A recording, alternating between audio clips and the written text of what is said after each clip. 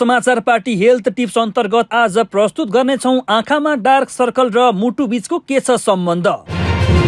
आँखा मुनिको कालो धब्बा सामान्य कुरा हो, त्यसैले धेरै जस्तो मानिसहरू यसलाई निन्द्राको कमी, तनाव वा बुढौलीको कारण देखिएको असर ठान्दछन्। तर के तपाईलाई कहिले सोच्नु भएको छ डार्क सर्कलले शरीरभित्रका स्वास्थ्य समस्याको संकेत हुन सक्छ भनेर? धेरै मानिसहरू डार्क सर्कलको मुटु स्वास्थ्यसँग कुनै सम्बन्ध छैन भन्ने सोच्छन्। सामान्यतया डार्क सर्कललाई मुटु रोगको प्रत्यक्ष लक्षण मानिँदैन। निन्द्राको कमी, एलर्जी, तनाव, निर्लज्जीकरण, बुढौली वा छाला पातलो हुनु पनि यसको लागि जिम्मेवार हुन सक्छ। यद्यपि यदि डार्क सर्कलको साथै सास फेर्न गाह्रो हुने, लगातार थकान, खुट्टा सुनिने, छाती दुख्ने वा धड्कन बढ्ने जस्ता समस्याहरूसँग सम्बन्धित छन् भने यो गम्भीर हुन सक्छ। किन हुन्छ डार्क सर्कल? निन्द्राको कमी, निर्लज्जीकरण, लगातार स्क्रिनको अगाडि बसिरहनु, तनाव र मानसिक थकान, एलर्जी वा बारम्बार आँखा माड्नु, फलामको कमी, उमेरसँगै छाला पातलो हुनु। आखिर के हुन् त खतराको संकेत? छाती दुख्ने वा दबाव महसुस हुनु, सास फेर्न गाह्रो हुनु, बारम्बार चक्कर लाग्नु, अत्याधिक कमजोरी वा थकान हुनु, खुट्टा वा गोलीगाँठो सुनिनु। डार्क सर्कल कम गर्ने सजिलो तरिका। यसको लागि अनुहार महत्वपूर्ण छ र दैनिक 9 घण्टा राम्रो निन्द्राले पनि कालो घेरा कम गर्न